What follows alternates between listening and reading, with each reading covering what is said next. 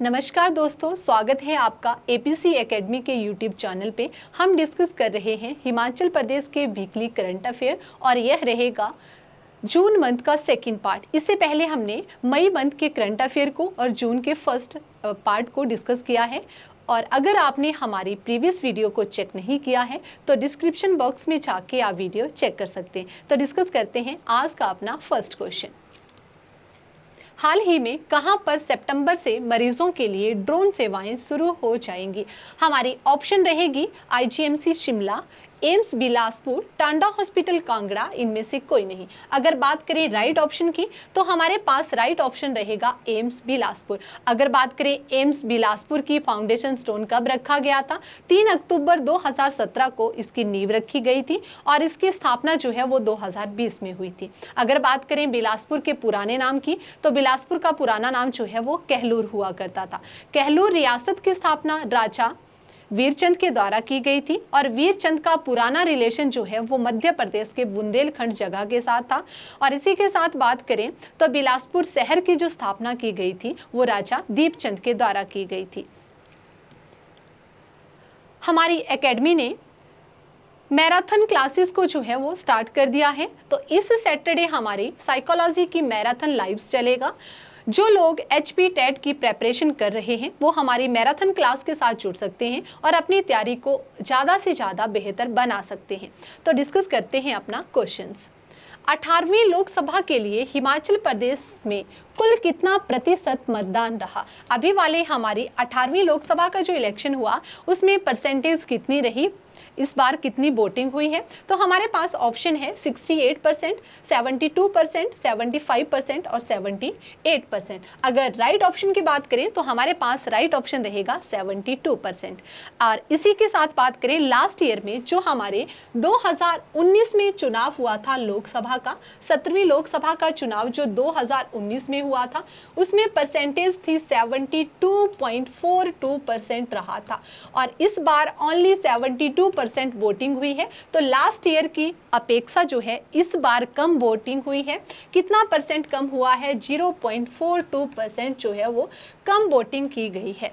इसी के साथ बात करें तो हमारे जो 4 लोकसभा संसदीय क्षेत्र हैं वहां पे सबसे ज्यादा जो वोटिंग हुई है वो आपके मंडी वाले क्षेत्र में हुई है। मंडी लोकसभा संसदीय क्षेत्र में सबसे ज्यादा वोटिंग हुई है। तो मंडी में 73.15% रहा है। हमीरपुर में दूसरे नंबर पे है 71.56% और शिमला में बात करें तो 71.26% और कांगड़ा में सबसे कम वोटिंग हुई है 67.89%। ओवरऑल बात करें तो ये जो 4 हमारे क्षेत्र थे इन चारों में जो है वो बीजेपी के कैंडिडेट यहाँ पे जीते हैं। उन्होंने इलेक्शन जो है वो यहाँ पे जीता है चारों सीटों के ऊपर। और इसी के साथ हमारे हिमाचल में 6 जो आपके विधानसभा क्षेत्र थे वहां पे उपचुनाव करवाया गया था। तो उनमें से अगर उपचुनावों की बात करें तो 6 सीटों में से 4 सीटें जो हैं वो कांग्रेस वालों ने जीती हैं और 2 सीटों के ऊपर भाजपा जो है वहां पे विनर रही है।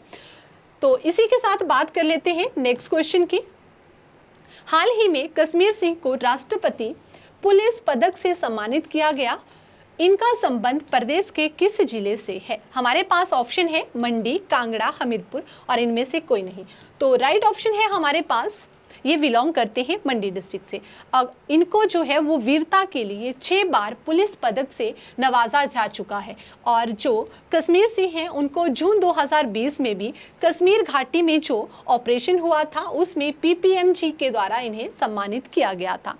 और बात करें CISF में ये सब इंस्पेक्टर के पद के ऊपर भर्ती हुए थे और ये मंडी के सरकाघाट उपमंडल के गांव डोडर रखोह से जो है वो बिलोंग करते हैं। और इनको जो है वो राष्ट्रपति द्रौपदी मुर्मू के द्वारा ये अवार्ड दिया गया था और इसकी डिक्लेयर काफ़ी टाइम पहले हो चुका था। 15 अगस्त 2023 को इसको डिक्लेयर किया था और अभी इनको ये प्राप्त हुआ है। तो मूव कर लेते हैं अपने नेक्स्ट क्वेश्चन की तरफ। हाल ही में गेटी थिएटर में आयोजित पुरस्कार वितरण समारोह में विभिन्न श्रेणियों में एनवायरमेंट लीडरशिप अवार्ड 2022-23 से सम्मानित किया गया। उद्योग श्रेणी में शिप्लाजो लिमिटेड को कौन सा पुरस्कार जो है वो प्राप्त हुआ है? तो हमारे पास ऑप्शन है पहला, दूसरा, तीसरा और चौथा। अगर राइट ऑप्शन की बात करें तो इसको प्राप्त हुआ है फर्स्ट रैंक। जो शिप्ला लिमिटेड है ये भारत में बहुराष्ट्रीय दवा कंपनी मानी जाती है। आपको पता है हिमाचल में शिप्ला का जो ऑफिस है ये शिमला, जो आपका शिप्ला का मेन जो ब्रांच है वो आपके बद्दी में है, सोलन डिस्ट्रिक्ट के बद्दी में इसकी ब्रांच है। और इसका हेड ऑफिस की बात करें तो बॉम्बे में इसका हेडक्वार्टर है जो आपके इंडिया में पड़ता है। इसी के साथ गेटी थिएटर में इसको नवाजा गया है इस अवार्ड के साथ। तो गेटी थिएटर की जो स्थापना हुई है वो 1887 में हुई है और यहाँ पे पहला नाटक जो दिखाया गया था उसका नाम था टाइम विल टेल, समय बताएगा, टाइम विल टेल। तो मूव करते हैं नेक्स्ट क्वेश्चन की तरफ। मॉरिशस चुनाव आयुक्त कार्यालय की टीम ने हाल ही में किस जिले में लोकसभा चुनाव प्रक्रिया की जानकारी ली है? हमारे पास ऑप्शन रहेगी कांगड़ा, शिमला, मंडी और कुल्लू। तो राइट ऑप्शन की बात करें तो इसका राइट ऑप्शन रहेगा हमारे पास शिमला। शिमला में जो है वो इन्होंने अभी वहाँ पे मॉरिशस के जो वहाँ पे निर्वाचन आयुक्त थे वो आए थे, उनका नाम है MI अब्दुल रहमान और प्रधान निर्वाचन अधिकारी जिनका नाम है फटागर रोसीदा वीबी भी यहाँ पे शामिल हुए हैं। और इसी के साथ अभी हमारे 18वीं लोकसभा का इलेक्शन जो है वो पूरा हो चुका है और राष्ट्र जो हमारे PM प्राइम मिनिस्टर बने हैं उन्होंने भी ओथ को ग्रहण कर लिया है। इसी के साथ बात करें तो हिमाचल में चारों सीटें जो हैं वो बीजेपी वालों ने जीती हैं। तो शिमला में डोडरा कवार जो क्षेत्र है वहाँ पे पंडार जो मतदान केंद्र है वो शिमला वाला जो लोकसभा संसदीय क्षेत्र है वहाँ पे सबसे दूरी पर स्थित मतदान केंद्र माना जाता है, सबसे ज़्यादा दूरी पे। वैसे ही बाकी जो हमारे लोकसभा संसदीय क्षेत्र हैं उनमें भी एक एक स्टेशन ऐसा था जहाँ पहुँचने के लिए काफ़ी टाइम लगा था। तो पूरे हिमाचल में बात करें तो कांगड़ा का सबसे दूर वाला है जो आपके पड़ता है बड़ा बंगाल में। डिस्कस कर लेते हैं नेक्स्ट वाले क्वेश्चन को। हाल ही में किस जिले के सौरभ शर्मा का चयन 1500 मीटर और 5000 मीटर दौड़ में T12 कैटेगरी में भारतीय पैरा एथलीट टीम में चयन हुआ है? हमारी ऑप्शन रहेगी मंडी, शिमला, हमीरपुर और इनमें से कोई नहीं। तो हमारे से पूछा जा रहा है सौरभ शर्मा जो है वो कौन सी डिस्ट्रिक्ट से बिलोंग करते हैं? तो इसका राइट ऑप्शन रहेगा हमारे पास हमीरपुर से। स्विट्जरलैंड के नोटिविल सिटी में आयोजित होने वाली विश्व पैरा एथलीट ग्रां प्री में 2 पदक इन्होंने जीते हैं। और इसके साथ ही बात करें राष्ट्रीय स्तर पर 7 स्वर्ण पदक ये जीत चुके हैं अभी तक। और सौरभ वर्तमान में देहरादून में राष्ट्रीय दृष्टि दिव्यांगजन सशक्तिकरण संस्थान में जो है वो अध्ययनरत हैं, वहाँ पे ये स्टडी कर रहे हैं। इसी के साथ बात करें ये तो हमने पढ़ा कि जो आपके यहाँ पे हम डिस्कस कर रहे हैं कि जो हमीरपुर की फेमस वाली पर्सनैलिटी है सौरभ शर्मा, इसी के साथ एक गौरव शर्मा भी है, एक विजय कुमार भी है, उन सभी का रिलेशन हमीरपुर से है, वो भी एथलीट हैं। और इसी के साथ बात करें यशपाल जो फेमस वाले साहित्यकार थे हिंदी के, उनका रिलेशन भी हमीरपुर से था और जिनको बांस की कलाकृतियों के लिए जो है वो पद्मश्री प्राप्त हुआ था, वो भी आपके हमीरपुर के नदौन से ही बिलोंग करते हैं। मूव करते हैं अपने नेक्स्ट क्वेश्चन की तरफ। 18वें लोकसभा चुनाव के दौरान हिमाचल प्रदेश में कितने मतदान केंद्रों को संवेदनशील श्रेणी में रखा गया है? सेंसिटिव जोन वाले कौन कौन से ऐसे केंद्र थे जहां पे सेंसिटिव जोन जो है वो डिक्लेयर किया गया था? तो हमारे हिमाचल में बात करें टोटल की आगे डिस्कस करते हैं तो यहाँ पे ऑप्शन है हमारे पास 329, 349, 369 और 389। तो अगर राइट ऑप्शन की बात करें तो हमारे पास राइट ऑप्शन रहेगा 369 जो है वो सेंसिटिव एरियाज थे हिमाचल में जो इलेक्शन हुआ उसके अधीन। अगर प्रदेश में टोटल मतदान केंद्रों की बात करें तो ये 7,992 मतदान केंद्र थे और इनमें से 369 जो मतदान केंद्र थे वो वहाँ पे संवेदनशील माने गए हैं। उन संवेदनशील सेंसिटिव जोन में बात करें तो हिमाचल का जो कांगड़ा जिला है वहाँ पे सबसे ज़्यादा सेंसिटिव जोन थे, तो वहाँ पे थे 118 जो हैं वो सबसे ज़्यादा थे। और सबसे कम की बात करें सब डिस्ट्रिक्ट में जो है वो सेंसिटिव जोन थे और सबसे कम था लाहौल स्पीति में 2 ऐसे एरियाज थे जिनको सेंसिटिव जोन में रखा गया था, सबसे ज़्यादा वाले कांगड़ा में और सबसे कम वाले जो हैं वो लाहौल स्पीति में 2 ऐसे एरिया थे। तो मूव करते हैं नेक्स्ट क्वेश्चन की तरफ। हाल ही में प्रदेश के किस जिले को नीट एंड क्लीन बनाए रखने के लिए मंदिर न्याय प्रशासन ने इंटरनेशनल इंस्टीट्यूट ऑफ सुलभ सिस्टम के साथ 1 साल के लिए एग्रीमेंट किया है?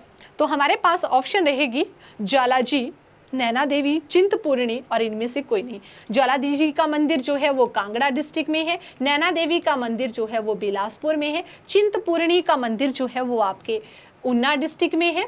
और बात करेंगे अगर राइट ऑप्शन की, तो हमारे पास राइट ऑप्शन रहेगा नैना देवी। नैना देवी मंदिर परिषद ने ये फैसला लिया है। तो अगर बात करें नैना देवी मंदिर का निर्माण किसके द्वारा करवाया गया था, तो इसका निर्माण उसी ने करवाया था जिसने कहलू रियासत की स्थापना की थी, उसका नाम था वीरचंद। और वीरचंद ने इसकी स्थापना जो है वो 900 ईस्वी में जब उन्होंने कहलू रियासत की स्थापना की थी, तो उसी टाइम पे इन्होंने यहाँ पे मंदिर का निर्माण करवाया था, जो आपका नैना देवी वाला मंदिर। हिमाचल में बहुत सारे शक्तिपीठ माने जाते हैं, उन शक्तिपीठ में से एक फेमस वाला शक्तिपीठ है नैना देवी का मंदिर। और नैना देवी मंदिर जो बनाया गया है उसका जो आर्किटेक्चर स्टाइल है वो आपका गुंबदाकार शैली में बनाया गया है, जिसको इंग्लिश में डोम स्टाइल कहा जाता है। नैना देवी जो वाइल्ड लाइफ सेंचुरी है उसका जो एरिया रहेगा वो 123 स्क्वायर किलोमीटर है, क्योंकि बिलासपुर डिस्ट्रिक्ट में 2 ही वाइल्ड लाइफ सेंचुरियां हैं, एक आपकी नैना देवी और दूसरी रहेगी गोविंद सागर। जो गोविंद सागर वाइल्ड लाइफ सेंचुरी है उसका एरिया 100 स्क्वायर किलोमीटर है, वो सिर्फ 100 स्क्वायर किलोमीटर में फैली है और ये 123 स्क्वायर किलोमीटर में फैली गई। तो मूव करते हैं अपने नेक्स्ट क्वेश्चन की तरफ। भारतीय शिक्षण मंडल के तत्वाधीन में राज्य भवन में एक राष्ट्रीय शैक्षणिक कार्यालय आयोजन किया गया।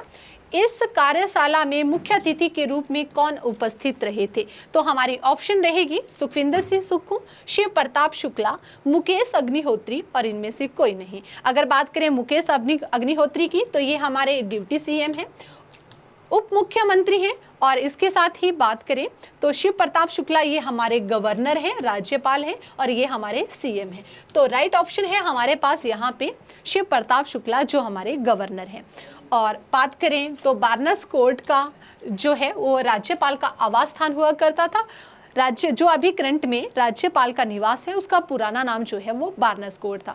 शिमला में बहुत सारे ऐसे हिस्टोरिकल बिल्डिंग हैं जिनका रिलेशन पुराने टाइम से है, और उनका जो रिलेशन पुराना है तो उनके पुराने नाम के साथ और नए नाम के साथ उनको रिलेट किया जाता है। तो राज्यपाल की बात करें तो ये बार्नस कोर्ट था, और बार्नस कोर्ट की जो स्थापना की गई थी वो 1832 में इसको स्थापित किया गया था, 1832 में। उससे पहले एडवर्ड बार्नस ने 1828 में भूमि का चयन किया था और 145 रुपए में इस जमीन को खरीदा था। तो ये जमीन पर जो है वो एक मंजिला भवन बनाया गया था। तो अगर आपसे पूछा जाए बार्नस कोर्ट की स्थापना कब हुई थी, तो राइट ऑप्शन होगा 1832 में। और 1878 में पंजाब सरकार ने इसे पंजाब का गवर्नर हाउस बना दिया। उसके बाद 1966 में जब हिमाचल सरकार को फुल एरिया प्राप्त हुआ था 1966 में, उस टाइम पे इन्होंने वापस ले लिया था हिमाचल सरकार ने पंजाब सरकार से। और बात करें 1972 का जो आपका शिमला समझौता हुआ था भारत और पाकिस्तान के बीच में, भारत की तरफ से जो प्रतिनिधित्व किया था भारत के प्रधानमंत्री इंदिरा गांधी, और उस टाइम पे पाकिस्तान के प्रधानमंत्री थे उस टाइम पे जुल्फिकार अली भुट्टो, उनके बीच में जो समझौता हुआ था वो भी बार्नस कोर्ट में ही किया गया था। तो मूव करते हैं नेक्स्ट क्वेश्चन की तरफ। हाल ही में हिमाचल मत्स्य पालन विभाग और किस राज्य के मत्स्य पालन विभाग के मध्य 2 MOU साइन हुए हैं, तो हमारी ऑप्शन रहेगी पंजाब के साथ, उड़ीसा के साथ, केरल के साथ और इनमें से कोई नहीं। तो राइट ऑप्शन है हमारे पास, तो ये हुआ है MOU साइन उड़ीसा वालों के साथ। और हिमाचल प्रदेश में बात करें तो मत्स्य प्रजनन केंद्र हर डिस्ट्रिक्ट में बनाए गए हैं। तो हिमाचल का सबसे पहला वाला जो मत्स्य प्रजनन केंद्र था वो आपके कुल्लू के पतली कुहल में बनाया गया था और इसको 1909 में एस्टेब्लिश किया गया था, ये इस टाइम पे खोला गया था। और एशिया का सबसे बड़ा ट्राउट मछली प्रजनन केंद्र बिलासपुर के दयोली में खोला गया था और इसकी स्थापना जो है वो 1962 में हुई थी। इसी के साथ बात करें हिमाचल प्रदेश में मत्स्य जो डिपार्टमेंट है, फिशरीज जो डिपार्टमेंट है, उसकी स्थापना जो है वो 1950 में हुई थी, 1950 में की गई थी। मूव करते हैं नेक्स्ट क्वेश्चन की तरफ। ये रहा आपके लिए पिछली वीडियो का प्रश्न। तो हाल ही में हिमाचल का पहला इंटर स्कूल शतरंज आयोजन किस जिले में आयोजित किया गया? हमारी ऑप्शन रहेगी कांगड़ा, मंडी, कुल्लू और चंबा। तो राइट ऑप्शन जो है वो आप कमेंट बॉक्स में टाइप करेंगे। ये था हमारा आज का वीडियो। आई होप आपको वीडियो अच्छा लगा होगा। अगर वीडियो अच्छा लगा है तो लाइक करें, शेयर करें, कमेंट करें और अपने दोस्तों के साथ ज़्यादा से ज़्यादा इसे शेयर करें। Thanks for watching.